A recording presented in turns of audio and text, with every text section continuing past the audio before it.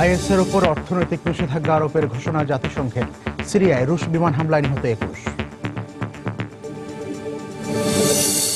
সহসাই মিটছে না Ankara Moscow সম্পর্কের তিক্ততা, সাফ জানালেন পুতিন। যে কোনো অবস্থায় আসাদ সরকারের পাশে থাকার ঘোষণা।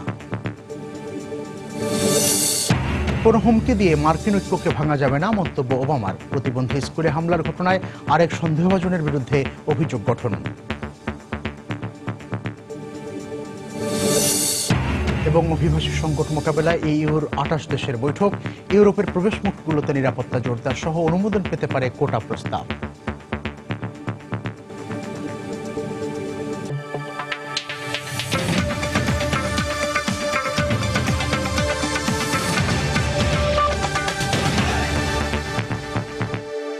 আন্তর্জাতিক সময়ে সঙ্গে আছি আমি মিজানুর রহমান খবির। শুরুতেই দেশের একটি খবর। চট্টগ্রামে নাবিক কলোনি এলাকায় বোমা বিস্ফোরণের ঘটনায় আহত হয়েছেন 6 জন। এই ঘটনায় আটক করা হয়েছে একজনকে। এই মুহূর্তে সেখানে আছেন আমাদের রিপোর্টার কমল দে। এই ঘটনার বিস্তারিত জানতে আমরা সরাসরি চলে যাচ্ছি তার কাছে। কমল। ধন্যবাদ খবির। আমরা যতটুকু জানতে পেরেছি দুপুর 2টার দিকে বাংলাদেশ নৌবাহিনী নাবিক যে কলোনি রয়েছে সেখানে দুটি মসজিদের মধ্যে একযোগে দুটি বিস্ফোরণ ঘটেছে। মূলত দুপুর 2টা যে জুম্মার নামাজ চলছিল, আর এই নামাজ চলার কারণে মূলত বিস্ফোরণটি ঘটে। এরপর নৌবাহিনী পুরো এলাকাটি কর্ডন করে ফেলে এবং পুলিশ দ্রুত কর্মকর্তারা ঘটনাস্থলে ছুটে আসে। এখন পর্যন্ত আমরা যতটুকু জানতে পেরেছি ঘটনাস্থলে রয়েছেন চট্টগ্রামের পুলিশ কমিশনার আব্দুল জলিল মণ্ডল এবং সে সাথে ঊর্ধ্বতন পুলিশ কর্মকর্তারা ঘটনাস্থলে রয়েছেন। আমরা তাদের সাথে কথা বলেছিলাম, তারা আমাদেরকে সর্বশেষ যেটি জানিয়েছে তারা ঘটনার সত্যতা স্বীকার করেছেন। অর্থাৎ তারা বলছেন নৌবাহিনীর অভ্যন্তরে দুটি মসজিদের মধ্যে কিছুটা বিস্ফোরণ ঘটেছিল এবং বিস্ফোরণে তারা 6 জন আহত হয়েছে বলে আমাদেরকে জানিয়েছে। এছাড়া আমরা যতটুকু জানতে পেরেছি একজনকে তারা আটক করেছে এবং জিজ্ঞাসাবাদ করা হচ্ছে। ঊর্ধ্বতন পুলিশ কর্মকর্তা, নৌবাহিনী কর্মকর্তা এবং সশস্ত্র বাহিনী কর্মকর্তারা সেখানে উপস্থিত রয়েছেন। কিছুক্ষণ আগে আমরা দেখেছি বাংলাদেশ পুলিশের গোয়েন্দা শাখার যে বোমা বিস্ফোরক নিষ্ক্রিয় দল, সেই বোমা নিষ্ক্রিয় দলটিকে তারা ভিতরে প্রবেশ করেছে এবং একই সাথে সশস্ত্র বাহিনীর একটি অ্যাম্বুলেন্সে করে ঊর্ধ্বতন কর্মকর্তারা ভিতরে প্রবেশ করেছেন। তবে এখন পর্যন্ত যে সাধারণ যারা পুলিশ বা ফায়ার সার্ভিস রয়েছে তাদেরকে এখন পর্যন্ত ভিতরে প্রবেশ করতে দেওয়া হয়নি। তবে আমরা ভিতরে যারা অবস্থান করতেছে পুলিশ কর্মকর্তা কিংবা অন্যান্য যারা কর্মকর্তারা অবস্থান করছে তাদের সাথে আমরা কথা বলার চেষ্টা করি। তাদের কাছে যেটা প্রাথমিক তথ্য তারা বলছে যে মাত্র দুটি বিস্ফোরণ ঘটার পরপরই তারা পুরো এলাকাটি কর্ডন করে ফেলে এবং সেখান থেকে তারা আহতদেরকে স্থানীয় নৌবাহিনী হাসপাতালে ভর্তি করা হয় এবং আরেকজন যাকে আটক করা হয়েছে তাকে জিজ্ঞাসাবাদ করা হচ্ছে। অপর একটি বিষয় আমরা যতটুকু জানতে পেরেছি আহতদের মধ্যে একজন পুলিশ সদস্য রয়েছেন বলে আমরা জানতে পেরেছি।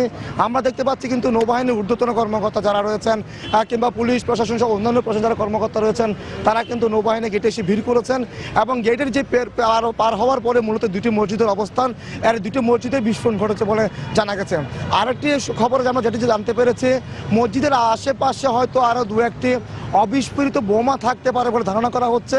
আর যে কারণে কিন্তু নগর গোয়েন্দা শাখা যে বিস্ফোরক বোমা নিষ্ক্রিয় দল আছে সেই বোমা নিষ্ক্রিয় দলকে কিন্তু ভিতরে নিয়ে যাওয়া হয়েছে। আমরা প্রথমে কথা বলেছিলাম চট্টগ্রামে দেখেছি চট্টগ্রামের metropolitan police commissioner Abdul Jalil Mondal ঘটনার পরে তিনি ঘটনাস্থলে ছুটে আসেন এবং তাকে প্রথমে প্রবেশ করতে একটু তারা কথা জানতে দেরি করা হয়েছিল, পরে তিনি প্রবেশ করেছেন। এরপর পরে আসেন অতিরিক্ত পুলিশ কমিশনার দেবদাস ভট্টাচার্য। আমরা কথা বলেছিলাম, তিনি আমাদেরকে ঘটনার সত্যতা স্বীকার করেছেন। তিনি বলেছেন যে নৌবাহিনী অভ্যন্তরে দুটি মসজিদে তারা বিস্ফোরণের খবর পেয়েছেন এবং যে বিস্ফোরণে 2 জন আহত হয়েছেন বলে তারা জানতে পেরেছেন, 6 জন আহত হয়েছেন বলে তারা জানতে পেরেছেন। এই বিষয়ে আমরা কথা বলেছিলাম ভিতরে যারা অবস্থান করছেন নৌবাহিনীর ঊর্ধ্বতন কর্মকর্তা বা তাদের যোগাযোগ করছি, তারা বলছেন বিষয়টি খুব স্পর্শকাতর হওয়ার কারণে তারা আপাতত বিষয়ে তারা অনুসন্ধান চালিয়েছেন ঘটনা কী ঘটেছে বা কারাই ঘটনা ঘটিয়েছে বা এর মোটিভটি কী ছিল এই বিষয়টি তারা অনুসন্ধান করছেন। এরপর তারা বিস্তারিত জানাবেন। অপরদিকে আমরা কথা বলছি নৌবাহিনীর কর্মকর্তাদের সাথে। নৌবাহিনীর কর্মকর্তারা আমাদেরকে জানিয়েছেন তারা তারা বিষয়টা আমাদের পরে অবহিত করবেন আনুষ্ঠানিকভাবে। এখন পর্যন্ত যেটা আমরা দেখতে পাচ্ছি নৌবাহিনীর কর্মকর্তা আমরা গেটে দাঁড়িয়েছি নৌবাহিনী কর্তা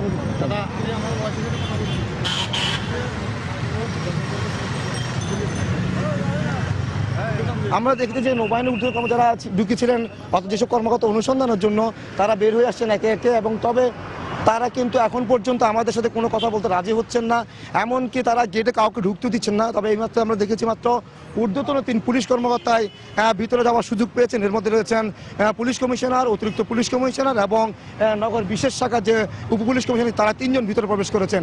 একই সাথে কিছুক্ষণ আগে দেখেছি আমরা গোয়েন্দা পুলিশের যে বোমা নিষ্ক্রিয় দল রয়েছে সেই নিষ্ক্রিয় দলটিকে ভিতরে নিয়ে যাওয়া হয়েছে, যেহেতু বারবার বলা হচ্ছে আশেপাশে অন্য কোনো বিস্ফোরক আছে কিনা বা যারা সন্দেহভাজন রয়েছে ভিতরে বা যারা মসজিদে নামাজ পড়া অবস্থা ছিল তাদের কি অবস্থা, সেই বিষয়টি মূলত তারা অনুসন্ধান করার জন্যই ভিতরে প্রবেশ করেছেন। এক্ষেত্রে দেখেছি আমরা দমকল বাহিনীকে কিন্তু বাইরে এনে প্রস্তুত রাখা হয়েছে, একই সাথে নৌবাহিনীর ঊর্ধ্বতন কর্মকর্তারা ভিতরে গেছেন এবং তারা ঘটনা অনুসন্ধান করছেন আসলে প্রকৃত ঘটনাটা কি ছিল। এবং এখন পর্যন্ত যেটি প্রাথমিক তথ্য রয়েছে আমাদের কাছে, শুক্রবার জুমার নামাজ চলছিল একটি স্পর্শকাতর এলাকা এবং একটি সংরক্ষিত এলাকা, সেই এলাকার মধ্যে জুমার নামাজ চলাকালেই পাশাপাশি যে দুটি মসজিদ ছিল নৌবাহিনীর শাখাঘাটিতে, মূলত দুটি মসজিদেই এই বিস্ফোরণের শব্দ শোনা যায়। বিস্ফোরণের শব্দ শোনার পরে কিন্তু ঊর্ধ্বতন কর্মকর্তারা ছুটে এসে পুরো এলাকাটি তারা কর্ডন করে রাখে এবং সেখানে কাউকে বের হতে দেওয়া হয়নি এবং যারা আহত ছিলেন তাদেরকে নৌবাহিনী হাসপাতালে নিয়ে যাওয়া হয়েছে প্রাথমিক চিকিৎসার জন্য এবং সেখানে প্রাথমিক চিকিৎসা দেওয়া হচ্ছেন। এবং আমরা আরেকটা কথা জানতে পেরেছি যে আহতদের মধ্যে একজন আহত যে একজন পুলিশ সদস্য রয়েছেন বলে আমরা জানতে পেরেছি। তবে এই বিষয়ে কিন্তু কোনো কর্মকর্তা এখন পর্যন্ত আনুষ্ঠানিকভাবে মুখ খুলতে রাজি হচ্ছেন না তারা এবং কিছু অবহিত করছেন না আমাদেরকে। তবে আমরা এখন পর্যন্ত যেটা জানতে পেরেছি যে পুলিশ কর্মকর্তারা ঘটনার সত্যতা স্বীকার করলো, অর্থাৎ যে পুলিশের ঊর্ধ্বতন কর্মকর্তারা ঊর্ধ্বতন স্বীকার করলো, তারাও বিস্তারিত কিছু বলছেন না। তারা বলছেন যেটা একটা স্পর্শকতার বিষয় এবং সে কারণে তারা বলছে তারা পর আনুষ্ঠানিকভাবে অবহিত করবেন। তবে এখন পর্যন্ত যে সমস্ত তথ্য রয়েছে এই ঘটনায় 6 জন আহত এবং একজনকে আটক করা হয়েছে। এখন পর্যন্ত এই ছিল খবর যে বিস্ফোরণের সর্বশেষ খবর। কমল দে আমাদেরকে জানাচ্ছিলেন বাংলাদেশ নৌবাহিনীর বিএন হাসপাতাল গেট আছে সেখান থেকে, যেখানে জুমার নামাজের সময় দুটি মসজিদে বোমা হামলার ঘটনা ঘটেছে, 6 জন আহত হয়েছে এবং একজনকে আটক করা হয়েছে। এই বিষয়ে তিনি আপাতত খবরাখবর জানাচ্ছিলেন। ফিরছি আন্তর্জাতিক সংবাদের অন্যান্য খবরে। জঙ্গি সংগঠন ইসলামিক স্টেটের ওপর অর্থনৈতিক নিষেধাজ্ঞা আরোপের ঘোষণা দিয়েছে জাতিসংঘের নিরাপত্তা পরিষদ। এদিকে সিরিয়ায় যুদ্ধ ও সংঘাত বন্ধে আন্তর্জাতিক সম্প্রদায়কে কার্যকর পদক্ষেপ নিতে আহ্বান জানিয়েছেন জার্মান পররাষ্ট্রমন্ত্রী ফ্রাঙ্ক ওয়াল্টার স্টেইনমেয়ার। এরই মধ্যে আইএসের দখল করে রাখা দেশটির উত্তরাঞ্চলীয় রাক্কা শহরে রুশ বিমান হামলায় 21 বেসামরিক নাগরিক নিহত ও 11 জন আহত হয়েছে বলে সংবাদ মাধ্যমগুলো জানিয়েছে। 1 বছরেরও বেশি সময় ধরে আইএসের দখল করে রাখা সিরিয়ার রাক্কা শহরের আবাসিক এলাকায় বিমান হামলায় 21 বেসামরিক নাগরিক নিহত ও 11 জন আহত হয়েছে। স্থানীয় মানবাধিকার কর্মীদের বরাতে আন্তর্জাতিক সংবাদ মাধ্যম জানিয়েছে রুশ যুদ্ধ বিমানগুলো এই হামলার পেছনে দায়ী। রাক্কায় যখন হামলা হচ্ছে তখন জার্মান পররাষ্ট্রমন্ত্রী ফ্রাঙ্ক ওয়াল্টার স্টেইনমেয়ার সিরিয়ায় যুদ্ধ বন্ধ করে শান্তি ফিরিয়ে আনতে সংশ্লিষ্ট পক্ষগুলোর প্রতি আহ্বান জানিয়েছেন।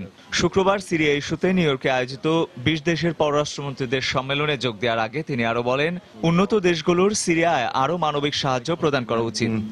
Das zeigt, dass die Ernsthaftigkeit 5 বছরের সিরিয়ায় সংঘাত ও সংঘর্ষে 3 লাখ মানুষ প্রাণ হারিয়েছে। আমার মনে হয় এই অবস্থা পরিবর্তনের সময় এসেছে। আশা করি আমরা এমন একটা সমঝোতায় পৌঁছাতে পারবো যাতে যুদ্ধটা থেমে যাবে। hier in New York এদিকে উগ্রপন্থী জঙ্গি সংগঠনটিকে অর্থনৈতিকভাবে দুর্বল করতে এর বিরুদ্ধে অর্থনৈতিক নিষেধাজ্ঞা আরোপ করেছে জাতিসংঘের নিরাপত্তা পরিষদ। বৃহস্পতিবার নিউ ইয়র্কে জাতিসংঘের সদর দপ্তরে নিরাপত্তা পরিষদের এক সভায় এ সংক্রান্ত একটি বিল পাশ করা হয়। এর ফলে সংগঠনটির সম্পদ বাজেয়াপ্ত করা, ভ্রমণ নিষেধাজ্ঞা আরোপ ও অস্ত্র নিষেধাজ্ঞার ব্যাপারে একমত হয়েছে নিরাপত্তা পরিষদের 15টি দেশ। ইরাক ও সিরিয়ায় বেশ কয়েকটি তেল ক্ষেত্র দখল করে নেওয়া জঙ্গি গোষ্ঠীটি তেল ও পুরাতাত্ত্বিক নিদর্শন বিক্রি করে বিপুল পরিমাণ অর্থ আয় করেছে বলে বিভিন্ন সময়ে আন্তর্জাতিক গণমাধ্যমগুলোর প্রতিবেদনে উঠে এসেছে। এছাড়া বন্দি বিনিময়ের মাধ্যমেও বিপুল অর্থ পেয়েছে সংগঠনটি। জাতিসংঘে নিযুক্ত সিরিয়ার স্থায়ী প্রতিনিধি বাশার আল জাফরি বলেন, যেসব দেশ আইএসকে সহায়তা করে আসছে এবার তাদের বিরুদ্ধেও কার্যকর ব্যবস্থা নেবে জাতিসংঘ। যারা সিরিয়ার জনগণ ও বৈধ সরকারের বিরুদ্ধে জঙ্গিদের লেলিয়ে দিয়েছে তাদের বিরুদ্ধে ব্যবস্থা নিতে আমি জাতিসংঘের প্রতি আহ্বান জানাচ্ছি। ওইসব দেশ আইএসের তেল বাণিজ্যের সাথেও ঘনিষ্ঠভাবে যুক্ত।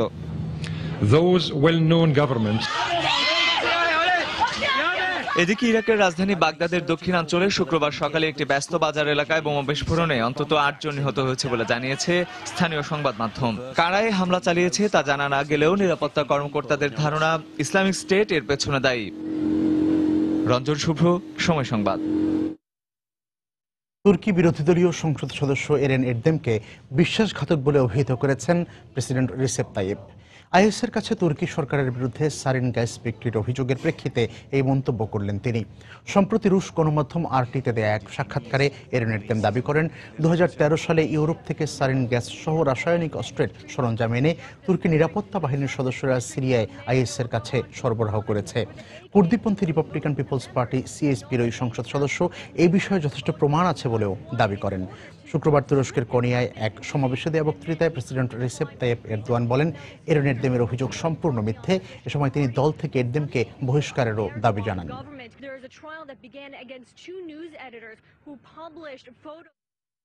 সৌদি নেতৃত্বাধীন নতুন সন্ত্রাস বিরোধী জোট ও লেবাননের প্রধানমন্ত্রী তাতে যোগ দেওয়ার ঘোষণার তীব্র নিন্দা জানিয়েছে লেবানন ভিত্তিক সশস্ত্র সংগঠন হিজবুল্লাহ। তাদের বক্তব্য, সিরিয়া ও ইরাকের যুদ্ধক্ষেত্রে মার্কিন জোটের স্থলসেনা না পাঠানোর কৌশল হিসেবেই সৌদি নেতৃত্বাধীন একটি সুন্নি জোট সেখানে মোতায়েন করতে যাচ্ছে যুক্তরাষ্ট্র। মার্কিন সরকারের প্ররোচনায় সৌদি আরব এই সিদ্ধান্ত নিয়েছে বলে অভিযোগ করেছে হিজবুল্লাহ। সিরিয়া, ইরাক ও ইয়েমেনে যুদ্ধ উস্কে দেওয়ার জন্য যুক্তরাষ্ট্র, সৌদি আরব ও তাদের মিত্রদের কঠোর সমালোচনা করে সংগঠনটি।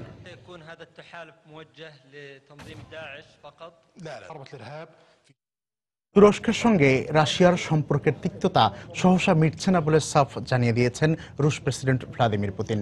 রাজধানী মস্কোয় বার্ষিক সংবাদ সম্মেলনে একথা জানান তিনি। এ সময় সিরিয়ায় যুদ্ধ পরিস্থিতি যাই হোক, আসাদ সরকারের পাশে থাকার তিনি ঘোষণা দেন। এছাড়া আসন্ন মার্কিন প্রেসিডেন্ট নির্বাচন, রাশিয়ার অর্থনৈতিক উন্নয়ন, ইউক্রেন সংকট, এমনকি নিজ পরিবারের সদস্যদের নিয়েও সাংবাদিকদের নানা প্রশ্নের উত্তর দেন বিশ্বের এই শীর্ষ প্রভাবশালী নেতা। রুশ প্রেসিডেন্টের বার্ষিক সংবাদ সম্মেলনে উপস্থিত ছিলেন বিভিন্ন দেশের প্রায় 1400 সাংবাদিক। বৃহস্পতিবার 3 ঘন্টা 7 মিনিট ধরে সাংবাদিকদের বিভিন্ন প্রশ্নের উত্তর দেন ভ্লাদিমির পুতিন। এতে কঠোর ভাষায় তুরস্কের সমালোচনা করেন তিনি। রিসেপ তাইপ এরদোয়ানের নেতৃত্বাধীন তুর্কি সরকারকে মার্কিনীদের পদলেহনকারী বলে তিরস্কার করে পুতিন বলেন, মস্কোর সঙ্গে আঙ্কারার সম্পর্ক উন্নয়নের কোনো সুযোগ নেই। বর্তমানে যারা তুর্কি সরকার চালাচ্ছেন তাদের ক্ষমতা থাকাকালীন রাশিয়া ও তুরস্কের দ্বিপাক্ষিক সম্পর্ক উন্নয়নের কোনো সম্ভাবনা দেখছি না। তবে মানবিক বিষয়গুলো এর আওতামুক্ত থাকবে। রাশিয়ার কাছে 1500 থেকে 4500 কিলোমিটার দূরত্বে আঘাত হানতে সক্ষম ক্ষেপণাস্ত্র মজুদ রয়েছে, এমন তথ্য জানিয়ে পুতিন বলেন সিরিয়ায় সামরিক ঘাঁটি স্থাপন করবেন না তারা। তিনি জানান, ভবিষ্যতে যদি যুদ্ধ পরিস্থিতির অবনতিও ঘটে, সিরিয়া সরকারের পাশেই থাকবে রাশিয়া। সিরিয়ায় কারা কোন পদ্ধতিতে দেশ পরিচালনা করবে সে সিদ্ধান্ত নেবে দেশটির জনগণ। সেখানে যুক্তরাষ্ট্রের সন্ত্রাস বিরোধী অভিযানকেও সমর্থন করে রাশিয়া। আর সংকট উত্তরণে জাতিসংঘ নিরাপত্তা পরিষদের পদক্ষেপকেও ইতিবাচকভাবে দেখছি আমরা। এদিন পুতিন কথা বলেছেন রাশিয়ার অর্থনৈতিক অগ্রগতি নিয়েও। আর সংঘাতপূর্ণ ইউক্রেনে রুশ সেনার উপস্থিতির বিষয়টি বরাবরের মতো অস্বীকার করেছেন। এ সময় সাংবাদিকদের প্রশ্নের উত্তরে নিজের 2 মেয়ের কথাও বলেন পুতিন। তারা রুশ বিশ্ববিদ্যালয়ে পড়াশোনা করছে এবং ব্যবসা বা রাজনীতির সঙ্গে জড়িত না হলেও এই বিষয়ে সন্তানদের কোনো ধরনের চাপ দেননি বলে জানান পুতিন। আনুষ্ঠানিক সংবাদ সম্মেলন শেষে সাংবাদিকদের সঙ্গে কথোপকথনে উঠে আসে যুক্তরাষ্ট্রের আসন্ন প্রেসিডেন্ট নির্বাচন প্রসঙ্গটি। এক প্রশ্নের উত্তরে সম্প্রতি মুসলমানদের নিয়ে বিরূপ মন্তব্যে বিশ্বব্যাপী সমালোচিত ডোনাল্ড ট্রাম্পকেই যোগ্য প্রার্থীর খেতাব দিয়েছেন পুতিন। জাহিদুর রহমান, সময় সংবাদ।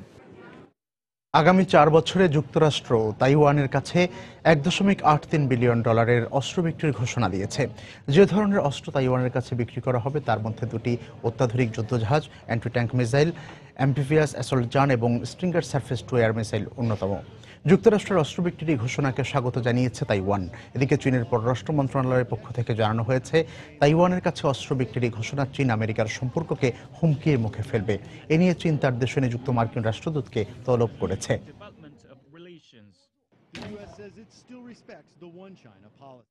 কোনো হুমকি দিয়ে মার্কিন ঐক্যকে ভাঙা যাবে না বলে মন্তব্য করেছেন মার্কিন প্রেসিডেন্ট বারাক ওবামা।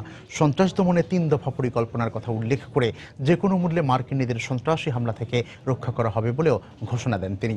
এ সময় বার্নার্ডিনো হামলায় অভিবাসীদের যুক্ত থাকার অভিযোগের কথা উল্লেখ করে ওবামা বলেন, যুদ্ধ বিধ্বস্ত অঞ্চল থেকে আগতদের আশ্রয় দেওয়ার ক্ষেত্রে সর্বোচ্চ সতর্কতা অবলম্বন করা হবে। বৃহস্পতিবার ভার্জিনিয়ায় যুক্তরাষ্ট্রের বর্তমান নিরাপত্তা অবস্থা নিয়ে ভাষণ দেন মার্কিন প্রেসিডেন্ট বারাক ওবামা। শুরুতেই সান বার্নার্ডিনো হামলায় তদন্তের অগ্রগতির কথা উল্লেখ করে তিনি বলেন, এ ধরনের একক বা ছোট দলের হামলাগুলো প্রতিহত করা কিছুটা কঠিন। সিআইএ ও যুক্তরাষ্ট্রের অ্যাটর্নি জেনারেল বার্নার্ডিনো ঘটনার তদন্ত চালিয়ে যাচ্ছে। এ পর্যন্ত যা তথ্য পাওয়া গেছে তাতে বোঝা যাচ্ছে হামলাটি স্বপ্রণোদিত হয়ে ঘটানো হয়েছে। এ ধরনের হামলা প্রতিহত করা কঠিন, তবে কারণ যাই হোক সরকার এদের খুঁজে বের করার বিষয়ে কোনো ছাড় দেবে না। মার্কিনীদের ওপর যে কোনো সন্ত্রাসী হামলা দমনে 3 দফা পরিকল্পনার কথা বলেন ওবামা। বার্নার্ডিনো হামলার পরিকল্পনাকারী তাসফিন মালিক বাগদত্ত ভিসায় যুক্তরাষ্ট্রে প্রবেশ করার ঘটনায় K1 ভিসা প্রক্রিয়ায় পরিবর্তন আনার কথাও বলেন ওবামা। 9/11-এর পর থেকে যুক্তরাষ্ট্রের সবচেয়ে প্রাধান্য পেয়েছে সন্ত্রাস বিরোধী কার্যক্রম। আমরা সন্ত্রাসীদের কেন্দ্র থেকে উৎপাটনের জন্য সিরিয়া, ইরাকে কাজ করছি। অভ্যন্তরীণ নিরাপত্তার উপরও জোর দিয়েছি আমরা। ভিসা ওয়েভার প্রক্রিয়ায় কড়াকড়ি আরোপ শুরু করেছি। শরণার্থীদের প্রবেশের ক্ষেত্রে সর্বোচ্চ সতর্কতা রক্ষার আশ্বাস দেন মার্কিন প্রেসিডেন্ট। যুদ্ধক্ষেত্র থেকে যারা আসছে তাদের ফিরিয়ে দেয়া অমানবিক, কিন্তু তাদের কারো বিষয়ে যদি এমন তথ্য প্রমাণ পাওয়া যায় যা যুক্তরাষ্ট্রের নিরাপত্তার জন্য হুমকি, তবে তাদের ঠেকানোর ক্ষমতা আমাদের রয়েছে। যুক্তরাষ্ট্রের ঐক্যই তাদের শক্তি বলে উল্লেখ করে ওবামা বলেন, যুক্তরাষ্ট্রের মানুষ যে কোনো ধরনের হামলা বা হুমকি প্রতিহত করার ক্ষমতা রাখে। সন্ত্রাসীরা চাইছে আমাদের ঐক্যে ফাটল ধরাতে। আমরা যদি সন্ত্রাসের ভয়ে আমাদের মূল আদর্শ থেকে সরে বিভাজনের পথ বেছে নেই, তবে সন্ত্রাসীদেরই জয় হবে। আমরা যে কোনো উপায়ে সন্ত্রাসের বিরুদ্ধে মার্কিনীদের বিজয় নিশ্চিত করব। বার্নার্ডিনো হামলার পর এ পর্যন্ত 3 বার সন্ত্রাসবাদ নিয়ন্ত্রণের বিষয়ে বক্তব্য দেন ওবামা। এর আগে অস্ত্র আইনের বিষয়ে জোরালো বক্তব্য দিলেও ওবামার এবারের বক্তব্যে নিন্দুকরা খুশি হতে পারেনি বলে এক প্রতিবেদনে জানিয়েছে গণমাধ্যম RT। সান বার্নার্ডিনো হামলার মতো ঘটনা প্রতিহত করতে না পারলে ইরাক, সিরিয়ায় যুক্তরাষ্ট্রের সন্ত্রাসবিরোধী কার্যক্রমের কোনো অর্থ হয় না বলে জানায় তারা। সঞ্জিদা ইসলাম, সময় সংবাদ। এদিকে ক্যালিফোর্নিয়ায় প্রতিবন্ধী স্কুলে হামলার ঘটনায় নিহত সন্দেহভাজন ফারুকের এক বন্ধুর বিরুদ্ধে বৃহস্পতিবার হামলার পরিকল্পনার অভিযোগ গঠন করেছে পুলিশ। এন্ড্রিক মার্কেজ নামে 24 বছর বয়সী ওই তরুণ 3 বছর আগে হামলায় ব্যবহৃত আগ্নেয়াস্ত্রগুলো অবৈধভাবে কিনে ফারুককে দিয়েছিলেন বলেও অভিযোগ তাদের। মার্কেজ তদন্ত কর্মকর্তাদের বলেন, শ্বেতাঙ্গ হয় অস্ত্র সংগ্রহ করা তার জন্য সহজ ছিল। পুলিশের মতে সুপার শপের নিরাপত্তারক্ষী মার্কেজ ইসলাম ধর্ম গ্রহণের পর ফারুকের সঙ্গে অনেক সময় কাটাতেন এবং বিভিন্ন ইসলামী সন্ত্রাসবাদের বই পড়তেন, রেকর্ড শুনতেন। ধর্মান্তরিত হওয়ার জন্য তাকে মাসে মাসে টাকা দেওয়া হতো বলেও জানায় পুলিশ। ফারুকের সঙ্গে মার্কেজ আজ থেকে 3-4 বছর আগে থেকেই বিভিন্ন স্থানে হামলার পরিকল্পনা করে আসলেও সরকারের সন্ত্রাস বিরোধী অভিযানের কারণে চুপ ছিলেন। তবে প্রতিবন্ধী সেবা কেন্দ্রে হামলার ঘটনায় তার সরাসরি সম্পৃক্ত থাকার বিষয়টি স্পষ্ট করেনি পুলিশ।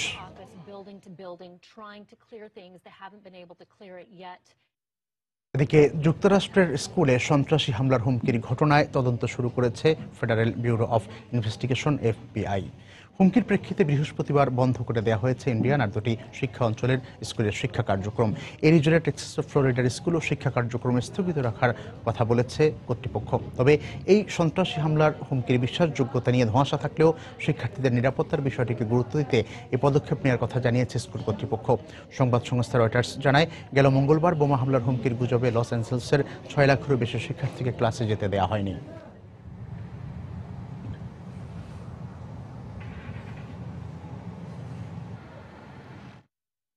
আন্তর্জাতিক সময়ে আরও দেখবেন, ইইউতে যুক্তরাজ্যের থাকা না থাকা নিয়ে ব্রাসেলস সম্মেলনে আলোচনায় অগ্রগতির দাবি ক্যামেরনের। ব্রিটেনকে ছাড় দিতে হবে, বক্তব্য কাউন্সিলের।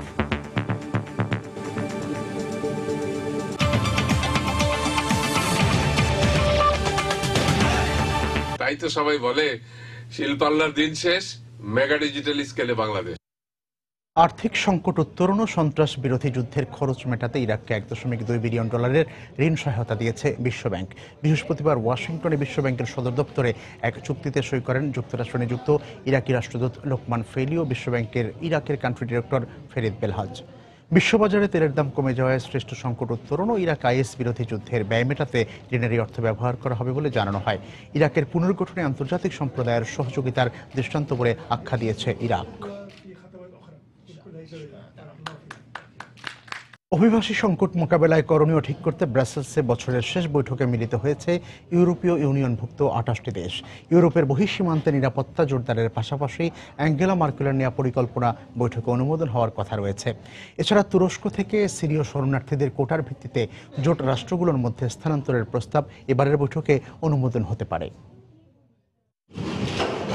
জার্মানির বার্লিনের এই কুটির শিল্প প্রতিষ্ঠানে গেলেই চোখে পড়বে শহরটিতে আশ্রিত কয়েকশো অভিবাসী ব্যস্ত সময় পার করছে বিভিন্ন কারুশিল্পের প্রশিক্ষণ নিতে।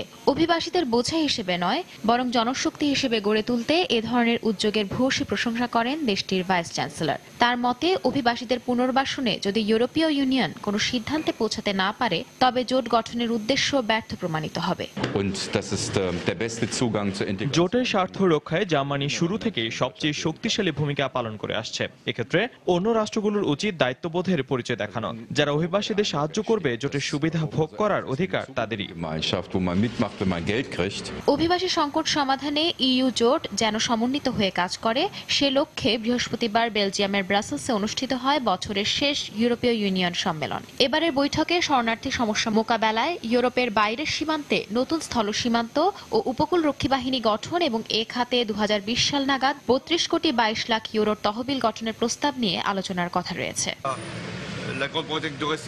অভিবাসীদের শৃঙ্খলার মধ্যে রাখতে জোটের কয়েকটি দেশ মিলে সুনির্দিষ্ট নীতিমালা প্রণয়নের কথা জানিয়েছে। তার মধ্যে একটি হলো ইউরোপের বহিঃসীমান্তে নিরাপত্তা জোরদার করা। তাহলে অভিবাসীদের সামাল দেওয়া সহজ হবে। ইউরোপীয় ইউনিয়ন গঠনের অন্যতম শর্ত হচ্ছে চলাফেরার স্বাধীনতা। তবে অভিবাসীরা যে হারে প্রবেশ করছে, তাদের মোকাবেলায় সেনজেনভুক্ত রাষ্ট্রগুলো যদি তাদের সীমান্তে প্রহরা জোরদার না করে, তাহলে পরিস্থিতি ভয়াবহ আকার নেবে। এক্ষেত্রে কমিশনের প্রস্তাব বাতিল হলেও সমাধানের বিকল্প পথ খুঁজতে হবে। এছাড়া জার্মান চ্যান্সেলর অ্যাঙ্গেলা মার্কেলের গৃহীত পরিকল্পনা এবং তুরস্ক থেকে সিরীয় শরণার্থীদের কোটার ভিত্তিতে জোট রাষ্ট্রগুলোর মধ্যে স্থানান্তরের প্রস্তাব অনুমোদন হতে পারে। এই প্রস্তাবগুলো নিয়ে বিভিন্ন দেশের মতপার্থক্য থাকলেও তা বাস্তবায়ন হলে অভিবাসন প্রত্যাশীদের ঝুঁকিপূর্ণ পথে ইউরোপে পাড়ি জমানো বন্ধ হবে। একই সঙ্গে অভিবাসীদের ভার ভাগ করে নিতে জোট রাষ্ট্রগুলোর জন্য যে বাধ্যতামূলক কোটা করা হয়েছিল, সেখানেও দেশগুলোর কাছে এই ব্যবস্থা কিছুটা গ্রহণযোগ্যতা পাবে বলে আশা করা হচ্ছে। বৈঠকের আগে তুরস্কের প্রধানমন্ত্রী আহমেদ দাভুতোগলুর সঙ্গে বৈঠক করেন ইইউ নেতারা। সেখানে শরণার্থীদের নিজ দেশে আশ্রয় দেওয়ার শর্তে তুরস্ককে অর্থনৈতিক ও রাজনৈতিক ছাড় দেওয়ার বিষয়ে গত মাসে যে চুক্তি হয়েছে, সে বিষয়ে আলোচনা হয়। যদিও এই চুক্তি নিয়ে জোটের কয়েকটি দেশের প্রতিবাদের মুখে পড়েন জার্মান চ্যান্সেলর। একই দিন গ্রিসের এথেন্সে দেশটির পররাষ্ট্রমন্ত্রী নিকোস কোৎজিয়াসের সঙ্গে এক সৌজন্য সাক্ষাতে মেসিডোনিয়ার পররাষ্ট্রমন্ত্রী নিকোলা পোপস্কি অভিবাসীদের চাপ সামাল দিতে দুদেশের সীমান্তে সমন্বয়ের ভিত্তিতে নিরাপত্তা জোরদারের বিষয়ে আলোচনা করেন। সঞ্জনা চৌধুরী, সময় সংবাদ। এদিকে ইইউতে ব্রিটেনের থাকা না থাকা ও সংস্কার প্রস্তাব নিয়ে ব্রাসেলসের সম্মেলনের প্রথম দিনে আলোচনায় অগ্রগতি হয়েছে বলে মন্তব্য করেছেন ব্রিটিশ প্রধানমন্ত্রী ডেভিড ক্যামেরন। তবে নিজেদের দাবিতে ব্রিটেনকে ছাড় দিতে হবে বলে মন্তব্য ইউরোপীয় কাউন্সিল ও ইউরোপীয় কমিশনের প্রেসিডেন্টের। এছাড়া সংস্কার প্রস্তাবের বিষয়ে যুক্তরাজ্যের সঙ্গে শীঘ্রই একটি গ্রহণযোগ্য চুক্তির আশা করছেন তারা। বৃহস্পতিবার বছরের শেষ ইইউ সম্মেলন শুরুর আগে থেকেই আলোচনার বিষয় হিসেবে শরণার্থী সমস্যার পাশাপাশি ব্রিটেনের ইইউর সংস্কার প্রস্তাব বেশ গুরুত্বপূর্ণ। এই অবস্থায় শুক্রবার সকালে ক্যামেরন সংবাদ মাধ্যমে জানান, সম্মেলনের প্রথম দিনে ইইউ নেতারা তাকে আশ্বস্ত করেছেন, জোটভুক্ত দেশগুলোতে ঠাঁই হওয়া শরণার্থীদের কর্মসংস্থানের ব্যাপারে যুক্তরাজ্য কোনো বৈষম্যের শিকার হোক, তা তারা চান না। ইইউ নেতাদের সঙ্গে আলোচনায় মনে হয়েছে তারা ব্রিটেনকে জোটে ধরে রাখতে যথেষ্ট আন্তরিক। শরণার্থীদের বিষয়ে তারা আমাদের কিছুটা সুবিধা দিতেও রাজি হয়েছে। ফেব্রুয়ারিতে একটি চুক্তিতে পৌঁছানোর আগে আমাদের এ বিষয়ে আরও আলোচনা প্রয়োজন। এছাড়া ব্রিটেনকে ইউরোপের দ্বিতীয় বৃহত্তম অর্থনীতির দেশ ও অন্যতম সামরিক শক্তির দেশ হিসেবে প্রতিষ্ঠিত করতে ইইউ নেতারা বেশ আন্তরিক বলে জানান ক্যামেরন। তবে জোটভুক্ত দেশগুলোতে অবাধ চলাফেরার বিষয়ে ইইউর নীতির প্রতি ব্রিটেনকে শ্রদ্ধাশীল থাকতে হবে বলে সতর্ক করেছেন ফরাসি প্রেসিডেন্ট ফ্রাঁসোয়া ওলাদ ও জার্মান চ্যান্সেলর অ্যাঙ্গেলা মার্কেল। এদিকে ইইউর সংস্কার ও যুক্তরাজ্যে যাওয়া সংস্থাটির অন্য 27 দেশের নাগরিকেরা সেখানে 4 বছর অবস্থানের পরই সরকারি কল্যাণ ভাতা দাবি করতে পারবে বলে ক্যামেরন যে প্রস্তাব দিয়েছেন, তা নিয়ে যুক্তরাজ্যের সঙ্গে একটি ন্যায্য চুক্তি আশা করছেন ইউরোপীয় কমিশনের প্রেসিডেন্ট জ্যাঁ-ক্লদ জাঙ্কার। আমরা ব্রিটেনের সঙ্গে একটি ন্যায্য চুক্তি করতে চাই, যা জোটে থাকা অন্য দেশগুলোর জন্য কল্যাণমূলক হবে। ব্রিটেন তাদের দাবি তুলে ধরেছে, দুপক্ষ কিছুটা ছাড় দিলেই মতৈক্যে পৌঁছাতে পারব। ব্রিটেন ইইউকে ছেড়ে যাক, তা আমরা চাই না। আলোচনার মাধ্যমেই এর সমাধান হবে। এছাড়া ব্রিটেন দাবির ব্যাপারে কিছুটা ছাড় দেবে বলে আশা প্রকাশ করেন ইউরোপীয় কাউন্সিলের প্রেসিডেন্ট ডোনাল্ড টাস্ক। ইউর সদস্য দেশের নাগরিকেরা জোটভুক্ত যে কোনো দেশে অবাধ যাতায়াত ও কর্মসংস্থানের অধিকার রাখে। নতুন সদস্য দেশগুলোর নাগরিকদের কাছে আর্থিক সুবিধার জন্য যুক্তরাজ্যই প্রথম পছন্দ। তাই এ বিষয়ে আরও কড়াকড়ি আরোপ সহ ইউর সংস্কার দাবি করে আসছে যুক্তরাজ্য। এমনকি জোটে থাকা না থাকার বিষয়টিও বিবেচনা করছে তারা। দেলোয়ার হোসেন, সময় সংবাদ। লিবিয়ার পরস্পর বিরোধী দুটি পার্লামেন্টের মধ্যে চলমান বিরোধ মিটিয়ে একটি ঐক্যমতের সরকার গঠনে একমত হয়েছে উভয় পক্ষ। বৃহস্পতিবার জাতিসংঘের মধ্যস্থতায় মরক্কোতে অনুষ্ঠিত এক বৈঠকে এ সংক্রান্ত এক চুক্তি সই করেন রাজধানী ত্রিপোলি ভিত্তিক জেনারেল ন্যাশনাল কংগ্রেস ও তব্রুক ভিত্তিক আন্তর্জাতিক স্বীকৃত হাউস অব রিপ্রেজেন্টেটিভ দলের নেতৃত্বাধীন দুটি পার্লামেন্টের সদস্যরা। সে সময় উভয় পার্লামেন্টের বিপুল সংখ্যক প্রতিনিধিও বৈঠকে উপস্থিত ছিলেন বলে জানান জাতিসংঘের কূটনীতিক মার্টিন কোপলার। এই চুক্তি সইয়ের মধ্য দিয়ে নতুন লিবিয়া গঠনের প্রক্রিয়া শুরু হলো বলে মন্তব্য করেছেন মরক্কোর পররাষ্ট্রমন্ত্রী।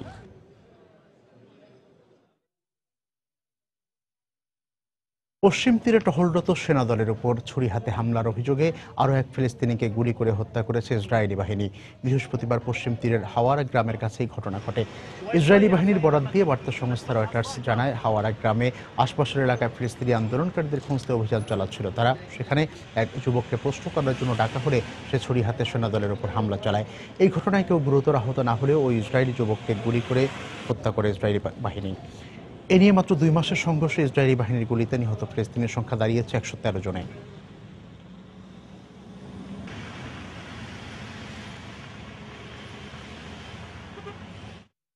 আন্তর্জাতিক সময় আরও দেখবেন, সিরিয়ার যুদ্ধক্ষেত্রে পর্যটকদের ঘুরিয়ে আনার পরিকল্পনা রুশ পর্যটন সংস্থার। সামনের বছর থেকে শুরু হচ্ছে এই আয়োজন।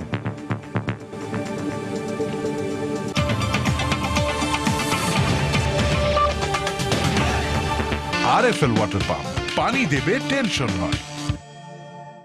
চীনের উত্তর পূর্বাঞ্চলে কয়লা খনি দুর্ঘটনায় 36 জন নিহত হয়েছে, আহত হয়েছে অন্তত 10 জন। নগর কর্তৃপক্ষের বরাত দিয়ে স্থানীয় গণমাধ্যম জানিয়েছে, লিয়াওনিং প্রদেশের হুলুডাও শহরে পিট কয়লা খনিতে কাজ করার সময় আগুন লেগে যায়। পরবর্তীতে খনির ভেতর থেকে 17 জন শ্রমিকের মৃতদেহ উদ্ধার করা হয়। আহত 10 জন শ্রমিককে স্থানীয় হাসপাতালে ভর্তি করা হয়েছে। এদিকে হেইলংজিয়াং প্রদেশের হেগাং শহরের কয়লা খনিতে কাজ করার সময় আগুন লেগে 19 জন নিহত হয়েছে। চীনের কয়লা খনি দুর্ঘটনায় 1 বছরে এখন পর্যন্ত 9311 জন খনি শ্রমিক নিহত হয়েছে।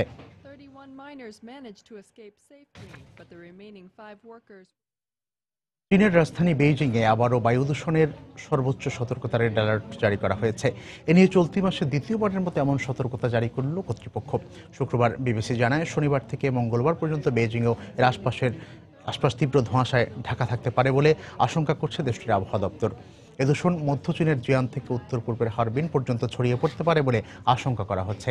এই সতর্কতার ফলে মোটরযান চলাচল, কারখানার কার্যক্রম ও নির্মাণ কাজে নিয়ন্ত্রণ আরোপ করা হয়েছে।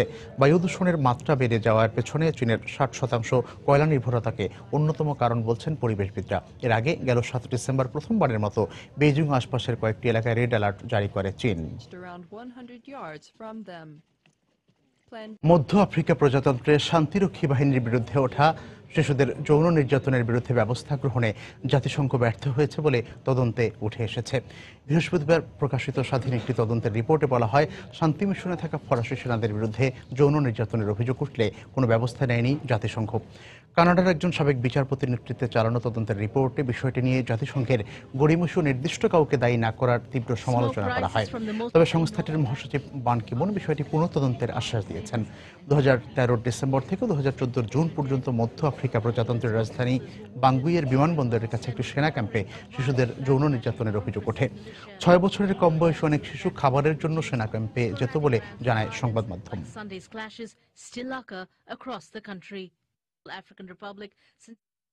আন্তর্জাতিক মুদ্রা তহবিল IMF এর প্রধান ক্রিস্টিন লাগার্দেকে বিচারের মুখোমুখি করার আদেশ দিয়েছেন ফ্রান্সের একটি আদালত। ফ্রান্সের অর্থমন্ত্রী থাকা অবস্থায় দায়িত্ব অবহেলার অভিযোগ আনা হয়েছে তার বিরুদ্ধে।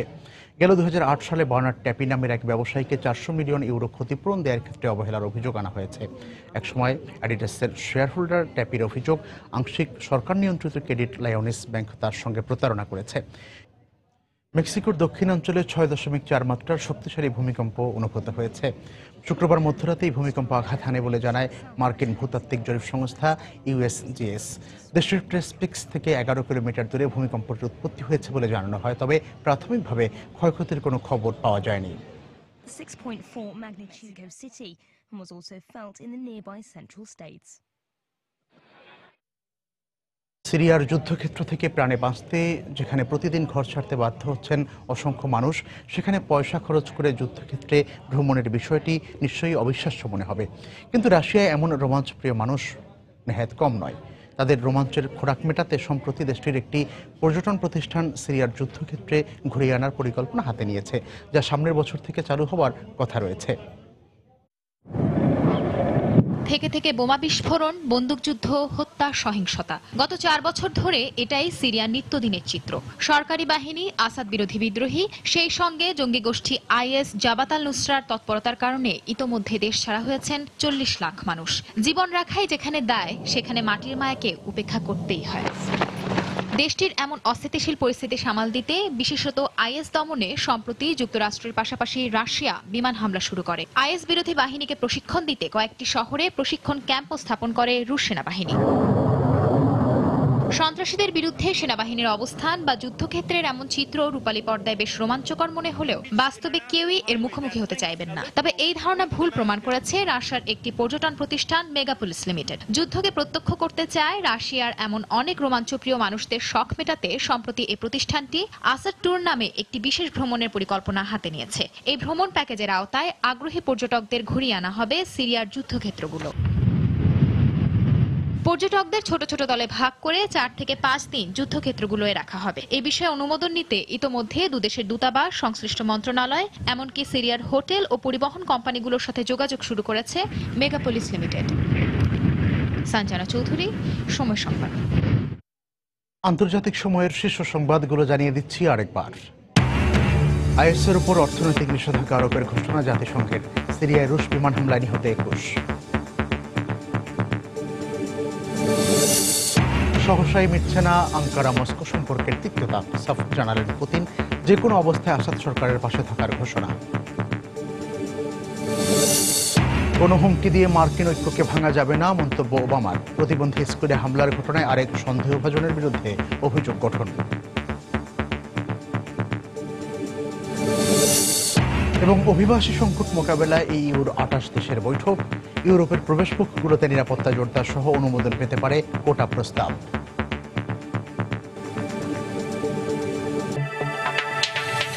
এই ছিল আন্তর্জাতিক সময়ে। যে কোনো খবর পেতে ভিজিট করুন সময়নিউজ.tv। সঙ্গে থাকুন সময়।